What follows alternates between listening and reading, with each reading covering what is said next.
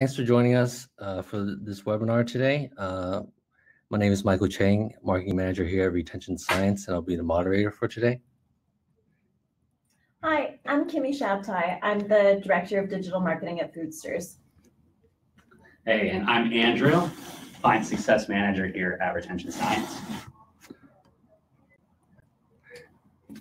So now for the real reason why everyone's actually here, we have a discount code for you courtesy of ReSci and Foodstirs. The code is ReSci20, and that will be 20% off your order at Foodstirs.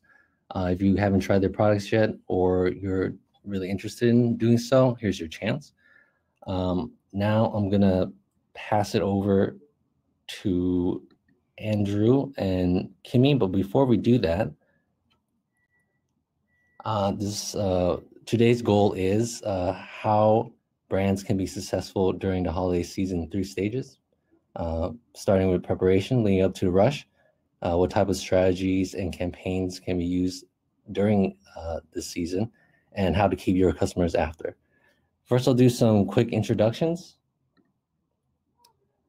For those of you that aren't familiar with our brand, Retention Science, we're an AI-powered marketing platform that helps you connect with your customers to help deliver the right message at the right time every time.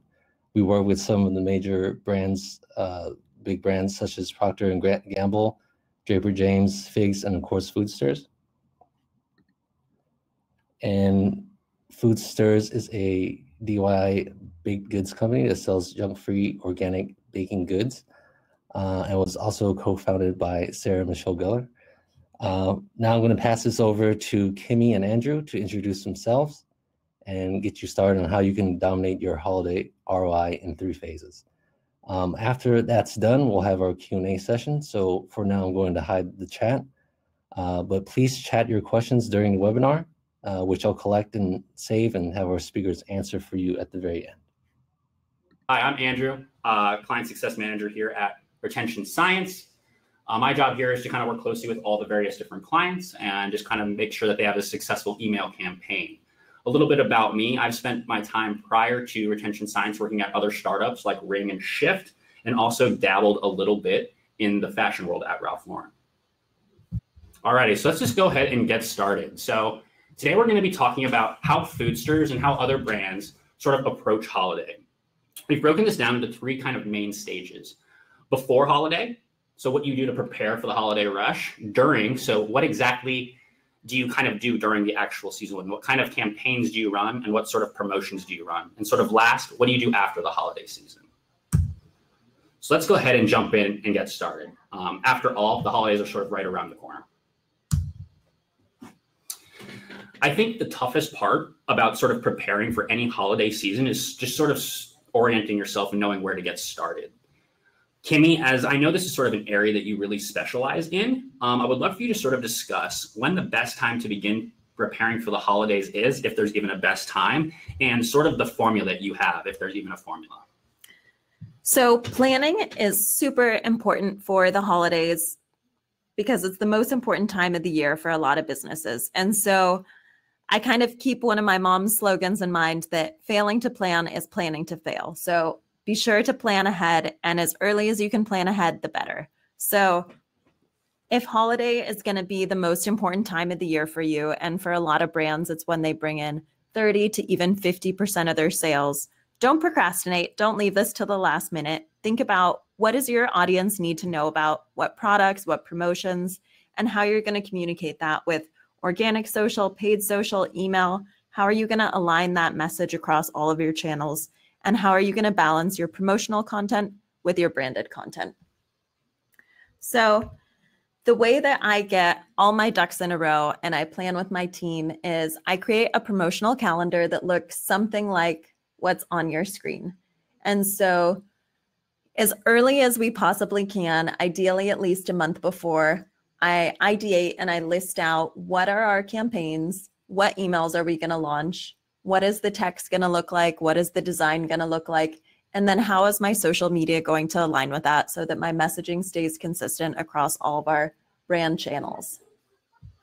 Awesome. That's really, really helpful. One thing I wanted to follow up is, do you consider aligning all content always across all the different channels? I know that you have kind of example here of the different, social media versus, email promotions. Is there ever a reason though that maybe you wouldn't want to align these? So I would say that aligning your message as much as possible is going to be far more powerful than if you're inconsistent across different channels. You want to keep your messaging consistent so that if you're offering a 30% off, that's what everyone is seeing, and not that they're seeing, a 15% here, a 10% discount there. You don't want to make your users and your customers have to search for things. Make it easy for them so that they want to make the purchase, and there's no confusion, there's no wrong expectations. Yeah, I think that's really clear. And for those of you that are kind of looking at the screen right now, as you can sort of see on the left-hand side, we have all this communication is sort of very aligned, right? We have our Spooky Spiders Whoopie Pie kit on the left here. Whoopie pie is one of my favorite words. I was just telling Kimmie that. And then we also have, the sort of correlating email message going out here on the right. And then additionally, right, this is not necessarily a holiday item, but we have our Out of This World Donut campaign, right, where we're pushing it on social media, but we're also having the same sort of messaging coming across in an email. So very aligned. I guess for you, Kimmie, would there ever be a reason to not align this sort of stuff? If there's a different message from, say, like a retail or a sales team that needs to get something unique across, then we'll definitely do something different for them.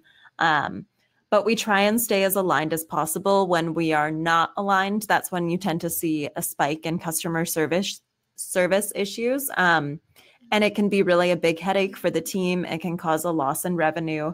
So we try and avoid it when at all possible. Yeah, I think that's really, really great stuff.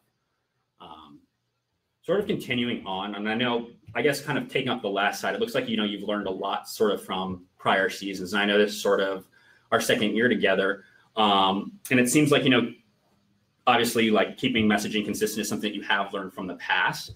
And so while we're kind of on this topic, while you were sort of preparing, was there anything else that you referred to last year to sort of kind of help yourself perform better this year? For example, were there any major insights that you gained? And what did you find kind of most insightful? Yeah, so I always align with my creative team for their critical eye and to see, how we can best improve the look and feel of the brand in a way that communicates our message, oftentimes with visuals, because visuals can say so much more than words can. But what we do is we pull all the performance metrics, particularly sales and revenue, and then we look to see what converted the best, what brought in the most revenue, and then we analyze it. Why do we think that this performed well? Why do we think that this motivated people to purchase? So as you can see from these emails, obviously 30% off, the bigger the discount, the more enticing it's going to be. But out of all these different emails, what we found is that these flashing GIFs tend to work pretty well. It's simple, the message is clear, but there's also some excitement. There's a little bit of movement, but the message is still focused on this one primary issue, which is the 30% off. Yeah, this is all super good. And one thing that Kimmie and I have sort of spent a lot of time working on is doing these sort of A/B split tests sort of across the year, right? One of the biggest components of Cortex is its sort of ability to do really, really great optimized A/B split testing. And so during the course of the year, what we usually do together is put together different A/B split tests, right? We'll have one image that's static, that's not moving. We'll have one that's, a GIF that's really, really interactive. And we kind of just continue to kind of test these things throughout the course of the year to make sure that the user base isn't changing and to make sure that things aren't adjusting. And so that's kind of one way that we've been really able to kind of use these insights to kind of better prepare now moving forward. I guess with kind of all of this preparation and so much going on, right? Not only are you preparing for the holidays, but there's also all the other stuff that you're doing on top of your, daily tasks. Is there anything that you would say you want to avoid during the preparation stage? Yeah, so I would just say a lack of planning and inconsistency is something that you want to avoid. You want your brand to be streamlined and aligned. You're pushing forward one key message at a time that's easy for everyone to understand, and you're pushing traffic to one place. Additionally, so if you're like Foodstirs, you're pushing a lot of traffic towards certain promotions and products. But you have to remember that once folks sign up for your emails, they're also going to be signed up for those drip lifecycle emails. So you want to make sure that those are updated, and if at all possible, to put a little bit of a holiday spin on those with perhaps some updated creative. So our creative team has put a nice little spin on our lifecycle emails, and they've put some fall leaves, fall colors that align with our fall products. So it just makes things consistent, but also seasonal, and perks things up. Yeah, I love that. And as you can kind of see here on the two images on the screen, we have sort of on the left side, it's more of you just know their standard, cart abandoned sort of messaging. And then when you look at the right, it's kind of awesome because we not only have, we're kind of adding in a seasonal aspect with the autumn leaves, like Kimmie was saying, but then at the bottom here, we're also able to kind of promote the current seasonal product offering, right? Like these kind of whoopie pies in here. So this is really good stuff. And another thing too that's great is it's consistent with what's going on across like the promo calendar, right? So if they're offering, a 20% off on their promos, they make sure that the cart abandon is also saying 20%. So everything's aligned, and a user's not adding something to their cart and then tomorrow getting like a 30% off discount or something like that. And if anyone does have questions while you're watching, please feel free to write in. Michael is kind of currently curating those questions, and we'll have answers for you at the end. Awesome. So now it's showtime, right? Essentially what comes next is, now that we've kind of prepared everything for holiday, it's time to execute and make all this sort of preparation come to life. This is kind of broken down into executing an effective seasonal strategy, what actually makes a campaign successful, and then sort of during this holiday season, how do you actually manage and monitor your holiday metrics sort of in real time? Awesome. So for starters, I think that we should really begin with talking about the seasonal product strategy. While I know, not all brands offer, seasonal products, I think this is actually one of my favorite kind of components about the Foodstirs brand. While, the seasons are currently happening, and these seasonal items really remind me of kind of what holiday is about to come and sort of the time of the year. So it just gets me excited about all the festivities that are sort of coming along with that. So with that said, I know a lot goes into sort of the seasonal product offerings than I originally thought. Kimmie, I'd love for you to sort of just share a little bit about kind of the Foodstirs seasonal items, and specifically how much of like Foodstirs success during like holiday relies on these specific seasonal items. So I won't go into specific numbers on this, but I can tell you that holiday items are one of the biggest drivers of our revenue and our success throughout the year. It's a huge motivator to purchase. So holiday is a huge deal for Foodstirs. It's excited. It's a once in a year opportunity for folks to really celebrate these holidays, and it really spurs them to purchase. So we like to take advantage of that by creating these specialty items and then promoting them far in advance of the holiday, because for something like a baking mix or a baking product, people need to have that item before the holiday in order for it to be valuable for them. So we have to promote it such that it arrives and the ship date is prior to the holiday. So we're doing a lot of planning on the back end in terms of operation, our revenue planning, and then our marketing planning so that we can sell through all that inventory. Yeah, it sounds like a lot of work kind of from my end. So do you guys usually like choose new items? Do you recreate last year's items, or how does that kind of process work out? So if we have an item from a previous year, for example, like our chocolate chippy pumpkin bread that is a fan favorite, we're definitely going to bring that back because we want to give people what they want. But for a lot of our other holiday products, and particularly our baking kits, we like to innovate something new and exciting each year. So for example, last year we had like a classic baking kit with like a gingerbread house that we made for the holiday. And then this year we're launching polar bear paws. Or we saw last year on social media that when we created this melted snowman sugar cookie, it performed really well and was one of our top performing pieces of social content. So this year we decided to innovate that kit and make it available for sale for everyone. Oh, I love that. The polar paws. That's a really cool concept. I'll have to check this out. Yeah, thank you. Awesome. And so a little bit more kind of touching on, the seasonal kind of products. And one thing about seasonal products specific that I find interesting is you're sort of, playing a little bit with users, impulses and emotions. We'd love for you to touch a little bit about that and sort of what kind of comes along with when you're playing with sort of impulse purchases, seasonal items, and then sort of what do you do when, you're running out of time, right? You have all these different seasonal items and you're like, okay, we have only X amount of days before we really can't get these to people in time. So kind of tell me how all that kind of works out and comes into play. Yeah, so seasonal products are super important to Foodstirs because they're really strong purchase drivers, but they're also risky because we know that once we go in and we start selling these products, we only have a certain amount of time to sell them before the appeal kind of disappears. Because, for example, folks will love a Halloween kit if it's a good product, and they'll want to have it in time for Halloween.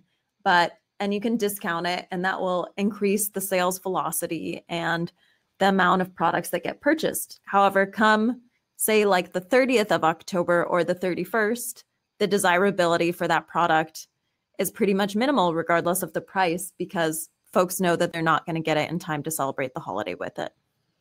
Gotcha. So when you run into that situation where you're like, okay, we kind of offer all the discounts that we can offer, and we've tried these flash sales, which you can sort of see on the screen here.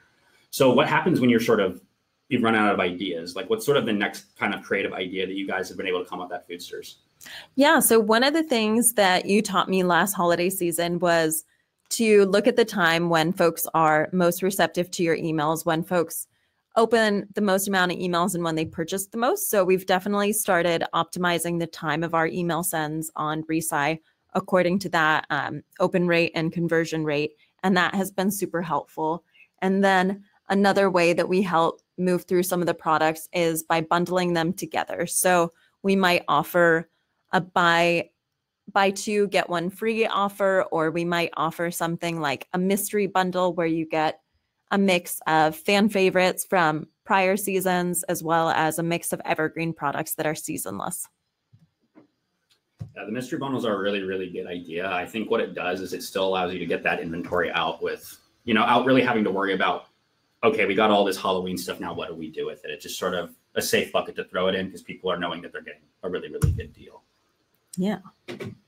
So during the holidays, right, there tends to be a lot of work surrounding, our promo blast, getting that big picture message out. One of the nice things about seasonal products is that when they come back into stock is Retention Science actually has an automated item back in stock stage, which you're sort of seeing on the screen here. The way that this sort of stage works is it's going to find users with a specific affinity towards, a Halloween or a Christmas item, for example. As the user kind of finds that user and also it identifies that item has come back into stock, the user automatically gets the email. What this kind of helps with is it really just helps the marketer save a ton of time. And so rather than like, for example, Kimmie having to spend her time building every single, item back in stock email, this automated email goes out kind of in parallel with those sort of promo blasts. So I just kind of quickly wanted to mention that that's one way that, the automated stages can also help in sort of conjunction with, the promo blast stage. Kimmie, how has this stage specifically been kind of helpful for the Foodstirs brand? This is definitely a lifesaver for Foodstirs. I'm a huge fan of the sort of set it and forget it type of email. So we run Foodstirs on Shopify. And so Retention Science syncs with Shopify and is able to, as soon as the inventory is uploaded into Shopify, then it syncs with my emails and all the folks who've been waiting to get, say, the pancake art kit or the out of this world donut kit. Then they get a notification letting them know that it's back in stock. And it's pretty minimal amount of work on my end. Once I've set up the template with up-to-date imagery and logos, we're all set and ready to go. Yeah, I love the item back in stock stage. And it's ultimately just kind of casting a much wider net than sort of what most people are used to when they think of like an item back in stock. Since you don't necessarily have to opt into, like, oh, I really want to receive a notification when this item comes back into stock.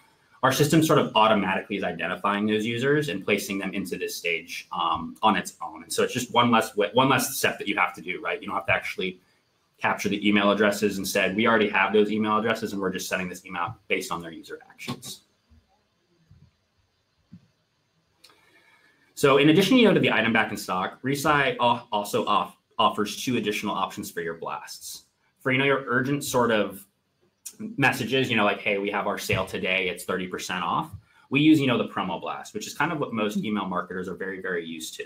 You pick a segment, you pick a time and a date, and you let the send go out. However, for some messaging, and this is one thing that Kimmie mentioned earlier, that's sometimes less urgent, but you still want to get the message out, we can use kind of that smart blast. And what this allows us to do is get that content into a user's inbox at their best time of day and at kind of their preferred interval. And so what this allows for is you can use this as a nice sort of personalized touch alongside of your promo blast, right? So instead of the user feeling overwhelmed with promo blast, they're now getting an email at a different time of the day.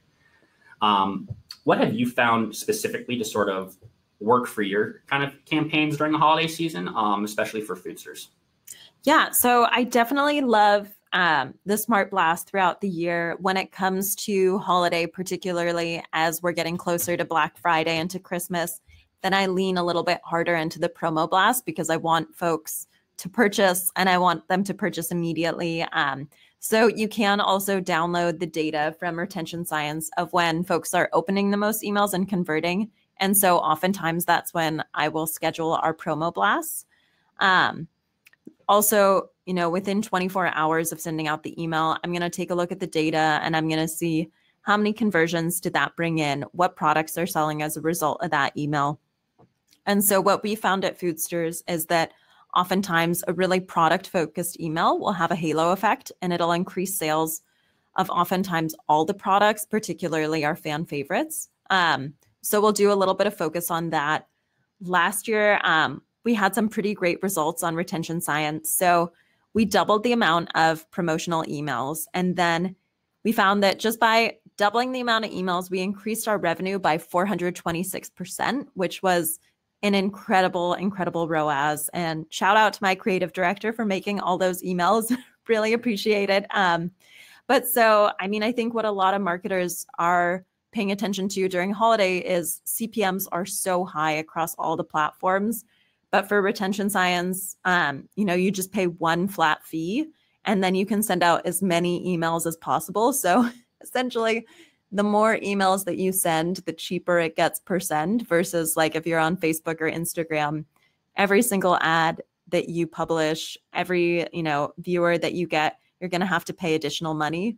Not the case for email. And that is so, so helpful for helping us meet our revenue goals and for staying within budget. Yeah, that's really great. And yeah, the success is just something that can be we can kind of look back and say that was something that, we've done a lot of different split testing and also a lot of the hard work that Kimmie's done to just sort of really build out really successful email campaigns.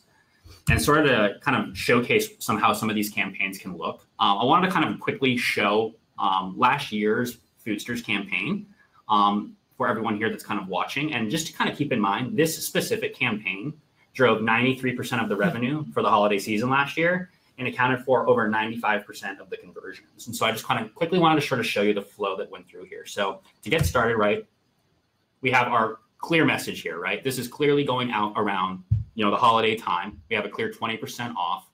And the message is simple, right? 'Tis the season. We have a 20% off. There's a code and a shop now button. We're not confusing the client in any way or the customer in any way. It's just very straightforward. The next email that sort of goes out, this is nice because it's kind of, peppering in a little bit of like less promo-y stuff alongside of, a promotional time of year. So it's allowing, some more, educational content to get out there and stuff for the user to really look into and resonate. It's like, hey, what's included with this kind of holiday gift? Check it out. Something different, right? We're not necessarily pushing the promo here because we just want to expose this to people. What kind of comes next is an additional 20% off everything email, right? We're continuing the same message, reminding people that might have forgot the first email that we still have 20% off. And this one's kind of talking about now all the different product. And now moving along, right? Kind of getting closer to now, I would say Christmas time. What you can see here is an additional 20% off. Again, clear messaging, clear call to action button, and no confusion for anyone. And last but not least, as you can see, what I really love about this is how Kimmie hurled the discount at the very end, right? So sort of do your last chance and, for lack of a better term, kind of your Hail Mary. We threw a 30% off for everyone code at the end here. This is sort of saying you can have your last items arrive by Christmas, as you can sort of see in that kind of copy up top. And so we're sort of covering all of our bases, right? We're telling them they can get it in time for the holidays, but they're also getting their best discount. So really, really well done campaign by the Foodstirs team. I just kind of wanted to quickly show you how you can kind of take some of this inspiration, pepper it into your own campaigns, and hopefully also see some success around this time of year. Yeah, thank you so much. And I think, so a few things to note with this. We did a lot of testing of the static versus the GIF, and the GIF really was the clear winner. So that's why we leaned into the GIFs for a lot of our emails. That last email, that last chance, 30% off. So part of that is really a push to get people to purchase in time for the holidays. And another part of that is that if folks don't know when the shipping cutoff is, the amount of customer service complaints is astronomical. So you really have to educate folks and let them know, like, this is your last chance. If you don't order by today, we cannot guarantee delivery by Christmas. Definitely a good educational point. Yeah, absolutely. I think the one about the customer service is a huge point to sort of emphasize, is a lot of people kind of always forget about that. And it can really be an overwhelming kind of like complaint to your customer service team if you don't necessarily mention those things. So thanks for sharing that. As this is sort of our second year together, working together kind of over the holiday season, what in terms of performance matters the most to Foodstirs? How do you kind of go about measuring and goaling yourself? And then sort of specific, how often do you track performance? Is it hourly, daily? Is it all day long? Or how frequent specifically? So we have a certain revenue target that we're looking to meet, like this base minimum of revenue from email alone every single month. So we have to meet that target. And then in addition, when it comes to Q4, we need for email to bring in a certain percentage of our total revenue. And then so I know that if on average promotional emails are bringing in X amount of dollars, and that is a certain percentage of my total revenue, then how many emails do I need to send out in order to meet those targets? So those are my key points. Obviously, in order to meet those goals, I need to maintain a healthy CTR, healthy open rate. I need to be in good standing with all the email providers. So those are kind of the secondary most important metrics, with revenue and number of conversions being number 1 and number 2. Awesome. Yeah. And as you can kind of see on the right side, we have kind of real-time metrics that come in. And so as you're sort of seeing these conversions and open rates and click rates sort of pop through, you can sort of resort to these and be like, okay, yeah, this is how our campaigns are sort of performing this time of year. Awesome. So last but not least, sort of retention or retainment. Now that we've kind of done all of this great stuff over the holiday season, how do we keep these customers? So will they stay or will they go? Awesome. So what we're going to be talking about kind of on this specific retention sort of topic is, how do we reduce the one-time customer effect? And for those that don't know what a one-time customer is, I'll go ahead and define that for you as well. And then how to retain customers specifically after the holiday. And then more specifically, Kimmie and the Foodstirs team come with a really, really creative idea on how they thought outside the box to address the new year. And so I'm going to have her sort of share this idea because I thought it was pretty genius on their end.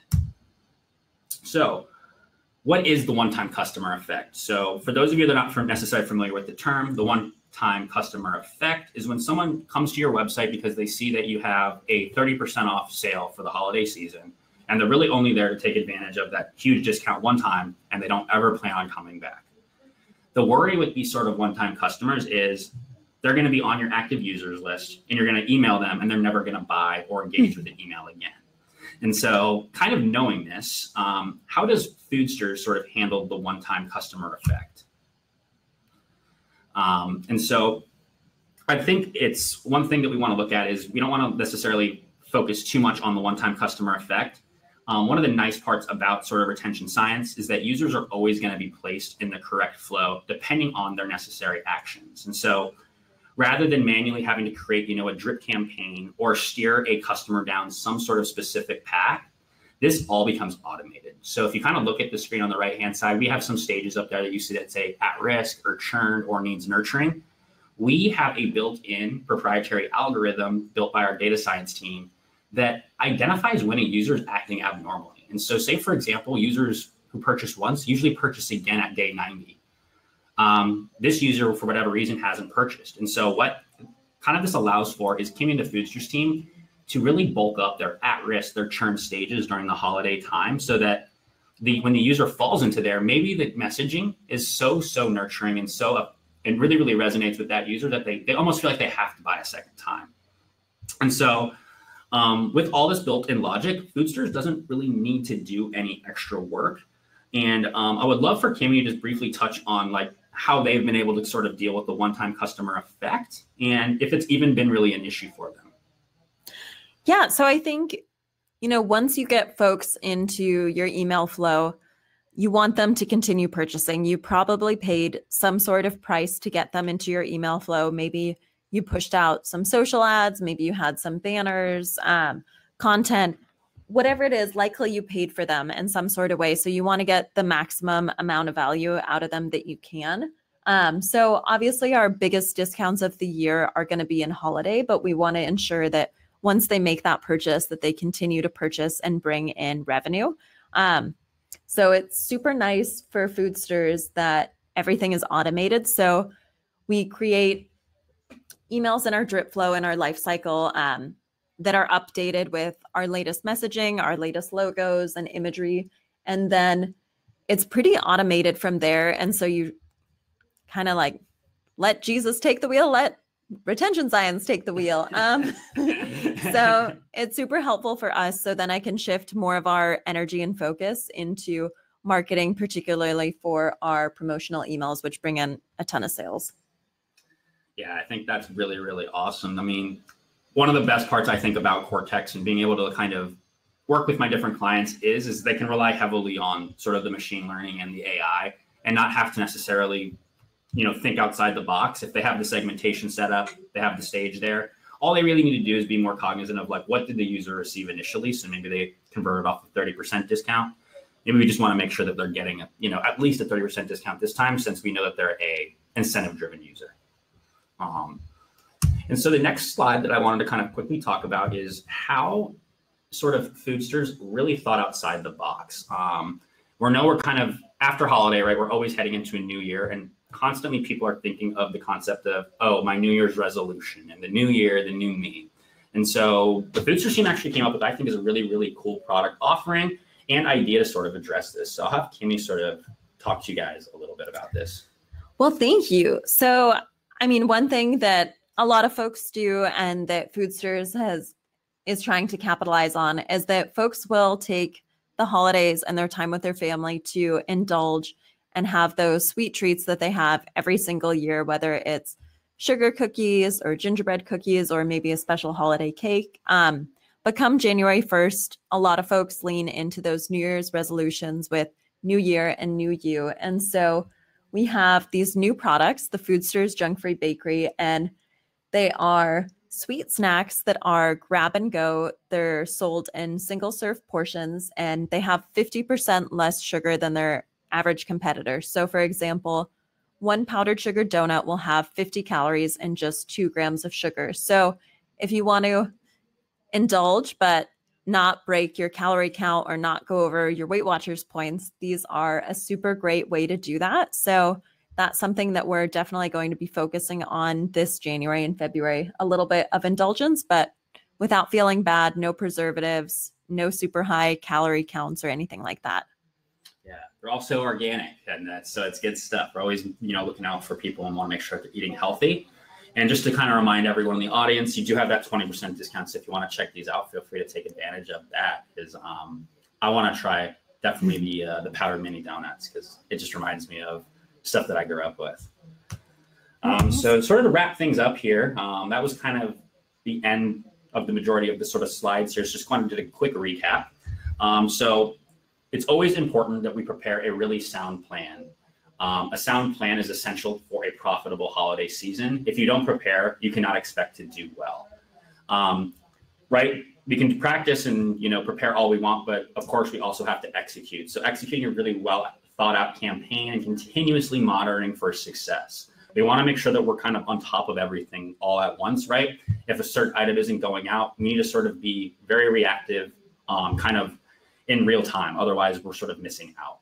And then sort of finally, right now that the kind of chaos is over with, how do we retain all of these kind of customers beyond the holidays through the different nurturing and research that we've done? So next, we're going to kind of go through some of the questions that have come through.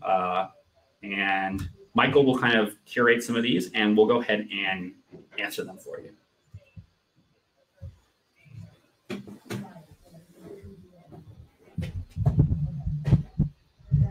Okay, so our first question is, do you blast your whole list or do you segment dormant lists?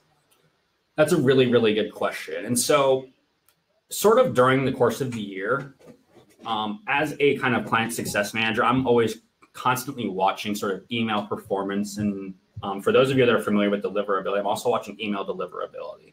Email deliverability is a huge thing in the email world. We want to be very cognizant of that. And so during the year, we make sure that we're emailing a very engaged group of users. The reason for that is we want healthy open rates, we want good conversion rates, and we ultimately don't want to be landing in like a spam inbox or getting blocked.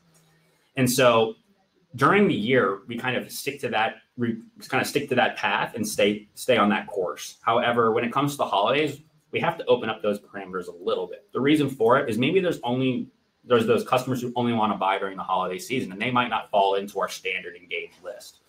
So during the holidays, I usually recommend opening up those parameters just for like your Black Friday and your big sends. And then once those specific sends are kind of done, we go back to our normal list, because hopefully anyone that's engaged will now be on that normal list, right? And so that's how I usually recommend approaching it, is sticking to your kind of normal course during the kind of the whole year. And then when we kind of get to Black Friday, or if you guys do some sort of teaser before Black Friday, that's when we open it up and start sending out to more dormant users. Okay, great. We have another question here, which is, what kind of timeline did you send those 5 emails series over? 1 week or over 1 month? We sent let me take a look. I believe it was pretty much over the course of a week. So we try and send out at least like 3 or 4 promotional emails each week. Come the week right before Black Friday and the week before our Christmas shipping deadline, we're also going to send a few more emails than we usually do. Great. Our next question I have here is, how aggressive should we be with our send frequency? This is a great question. Everybody is usually hesitant to sort of, for lack of a better term, let it rip. During the Black Friday, kind of Cyber Monday time of the year, you're competing with everybody else. Everybody else is going to be, for the most part, relying heavily on their promo blast. And most people are going to be sending out, if not 1, 2, 3, or 4, sometimes a day. And I think one thing that Kimmie learned, she can sort of speak up to this after me, is don't be shy about sending that extra email. What you're going to realize is this is the one time of the year that everybody's sort of overwhelming their customers. You don't want to be at the bottom of the inbox. You kind of want to be at the top or near the top. And so I think for the Black Friday, the Cyber Monday, it's okay to, send 2, sometimes you get 3 emails on one day, if you're trying to meet your goals and whatnot. But just be cognizant of kind of what you've done in the past. And if you didn't necessarily, hit those goals from like last year because you only sent 1 or 2 emails, maybe you want to ramp that up and see if that actually helps kind of this year. Yeah. So, I mean, we definitely did send more than 1 email per day during that Black Friday and Christmas time of year last year. And it worked out, and it was kind of a godsend for us. That being said, email behavior that's acceptable on Black Friday and at Christmas is not necessarily acceptable the rest of the year. So if you're launching a sale in like August or September, definitely do not send that promo email 3 times a day. You will get blocked, unsubscribes, and into the spam folder. So for sure, go for it during the holidays, tone it back other times of the year. Awesome. All right. And we have time for one more question. And this one asking, what is the difference between an item back in stock and a wish list? Oh, okay. So this sort of goes back to what I was talking about earlier. A lot of websites, if you were to go to them and say there's an item on that website that says out of stock, but there's oftentimes a form that you can click on that says, add me to the wish list. The wish list pops up and you enter in your email address. And then what happens after that is once that item comes back into stock, you're going to get pinged telling you that, hey, the item came back into stock. However, that's usually the only email that you're going to get. The difference between the item back in stock that retention science uses versus like a standard wish list is we don't necessarily require the user to enter in an email address. As long as the user's already input an email address at some point, we're always kind of tracking their actions. So say, for example, that user sees that the whoopie pie, is out of stock and they're really interested in it. If they were recently on the whoopie pie product page, say within the last couple of days, the item now comes back into stock, they will get that. However, what also happens is other users who are also looking at the whoopie pie page will also get that message. And so what happens is it usually casts a wider net, and it's basing it off of affinity versus the user manually entering in an email address or something like that. So what often happens is we find that there's ultimately more conversions because we're casting a little bit of a wider net there. Awesome. Well, that's going to kind of conclude the webinar for today. Unfortunately, we ran out of time, but if there's any more questions, feel free to contact us directly and check out our blog for some more content. Again, thank you all for coming and spending time with us today, and hope you found this very useful, and good luck for your upcoming holiday seasons. Thanks, guys.